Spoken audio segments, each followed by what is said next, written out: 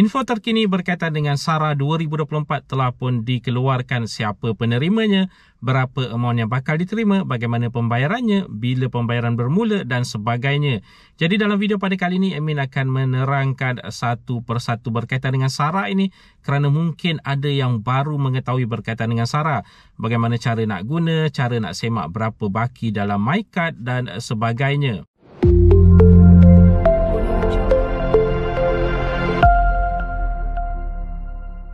Assalamualaikum, salam sejahtera. Jumpa lagi di channel Hero Wannabe. Okay guys, kepada mereka yang belum lagi subscribe ke channel ini, jangan lupa tekan pada butang subscribe, tekan juga pada butang loceng. Thank you guys. Kementerian Kewangan telah pun mengeluarkan kenyataan berkaitan dengan siapa penerima untuk SARA 2024 walaupun ianya bercanggah dengan info awal yang telah pun dikeluarkan, yang mana info awal mengatakan semua penerima STR bakal menerima untuk SARA 2024, tetapi akhirnya kenyataan terkini yang dikeluarkan hanyalah untuk mereka yang berada dalam data e-Kasih yang bakal menerima untuk SARA 2024. Jadi mereka yang berada dalam data e-Kasih ini, kalau berada dalam kategori isi rumah untuk STR 2024 akan menerima RM1,200. Tak kira sama ada dalam e-Kasih itu mereka miskin ataupun miskin tegar, mereka tetap akan menerima SARA RM1,200. Jadi untuk mereka yang tak berada dalam e-Kasih ini dan diluluskan STR 2024, nampak gayanya tiada untuk anda SARA 2024. Untuk bujang warga mas sebatang kara, mereka akan menerima RM1,200 juga kalau mereka berada dalam data e-Kasih. Kalau tak berada dalam data e-Kasih, tak menerima langsung, berbeza daripada info awal yang dikeluarkan sebelum ini.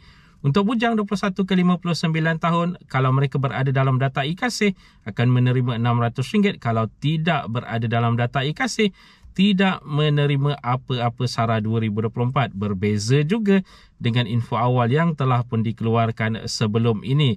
Jadi untuk menyemak status kelulusan, anda boleh pergi ke mykasih.com.my. Ingat tu, mykasih.com.my, masukkan saja nombor MyKad anda. Anda akan melihat status kelulusan di situ. Kalau anda pergi ke MySTR, anda log masuk ke dalam MySTR.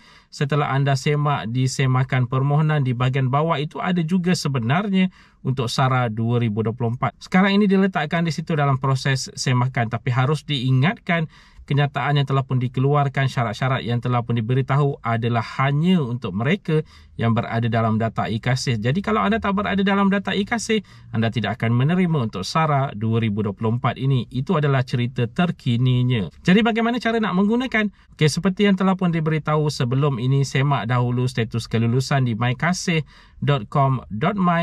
Okey, kalau katakanlah anda diluluskan, setelah anda masuk itu anda akan melihat berapa baki dalam MyKad anda.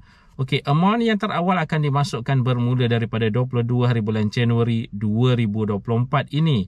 Okey, apabila anda menyemak dalam mykasih.com.my, kalau RM100 pertama ataupun RM50 pertama itu telah dimasukkan dalam MyKad anda, anda akan melihat baki tersebut dalam MyKad anda setelah anda menyemak status kelulusan. Setelah itu, apa yang perlu anda lakukan adalah pergi ke kedai-kedai yang berhampiran dengan anda yang telah pun diperbolehkan untuk menebus amount dalam MyKad anda ini. Senarai kedai ada diletakkan di mykasih.com.my juga.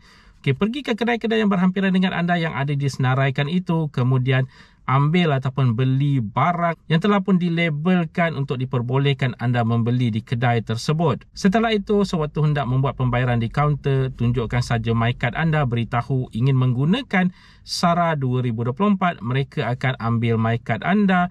Kemudian proses pembayaran itu akan dibantu oleh cashier-cashier di situ. Jadi semudah itu sebenarnya cara untuk menggunakan amount dalam SARA 2024 ini. Dan kalau katakanlah bulan pertama anda tak habis menggunakan amount tersebut, ianya akan dibawa ke depan untuk bulan yang berikutnya.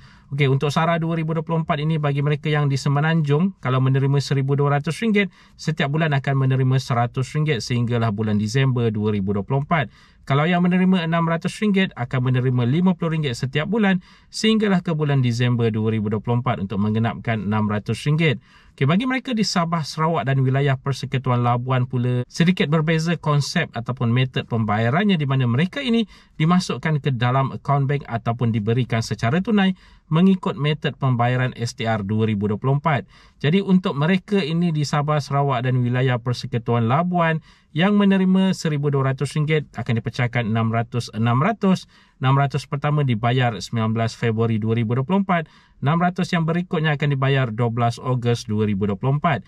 Untuk yang menerima RM600 akan dipecahkan ke 300 pertama pada 19 Februari 2024 dan 300 terakhir pada 12 Ogos 2024. Jadi sekali lagi diingatkan untuk SARA 2024 ini telah pun diubah konsepnya, diubah syaratnya dan amount juga telah pun diubah hanya untuk mereka yang berada dalam data e-Kasih sahaja. Jadi kalau anda semak dalam MySTR itu, kalau anda lihat di situ dalam proses semakan, anda jangan berharap kerana anda kalau tidak berada dalam data e-Kasih, selepas itu nanti anda akan menerima keputusan tidak layak kerana hanya mereka yang berada dalam data e-Kasih sehingga 31 Oktober 2023 sahaja yang layak untuk menerima SARA 2024 ini. Kalau anda berada dalam data e-Kasih, dimasukkan dalam data e-Kasih setelah 31 Oktober 2023, anda juga tidak layak untuk SARA 2024, harus menunggu mungkin untuk SARA 2025 nanti. Jadi ada banyak perubahan yang telah pun dilakukan oleh pihak kerajaan, tak konsisten, tak selari dengan info awal yang telah pun dikeluarkan. Ramai sebenarnya merasa kecewa akibat daripada perubahan ini kerana info awal yang dikeluarkan sangat-sangat berbeza, menunjukkan bahawa semua mereka yang diluluskan STR 2024 akan juga lulus untuk SARA 2024. Tetapi telah pun diubah saat akhir walaupun dipertunjukkan di situ seolah-olah seperti ada penambahan. Tetapi harus diingatkan amount penerimanya sekarang sudah menjadi kecil daripada apa yang kita harapkan sebelum ini, iaitu semua penerima STR 2024 akan menerima SARA 2024. Tetapi kalau dibandingkan dengan SARA 2023, ia benar ada penambahbaikan daripada hanya 200,000 orang saja kepada 700,000 orang sekarang ini.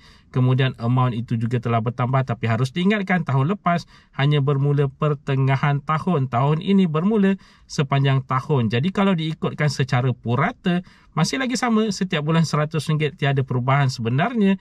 Cuma yang berubah adalah time frame ataupun masa pembayaran itu lebih panjang kerana tahun lepas bermula tengah tahun, tahun ini bermula awal tahun. Jadi memang sewajarnya lah amount itu menjadi RM1,200 tapi masih kekal RM100 setiap bulan. Jadi guys, itu dah tadi sedikit sebanyak perkongsian di dalam video pada kali ini. Jika anda ada sebarang komen, sebarang pertanyaan, anda boleh tinggalkan di ruangan komen di bawah. Dan kepada mereka yang belum lagi subscribe ke channel ini, jangan lupa tekan pada butang subscribe, tekan juga pada butang loceng. InsyaAllah kita berjumpa lagi di video yang akan datang. Stay safe, stay healthy. Assalamualaikum.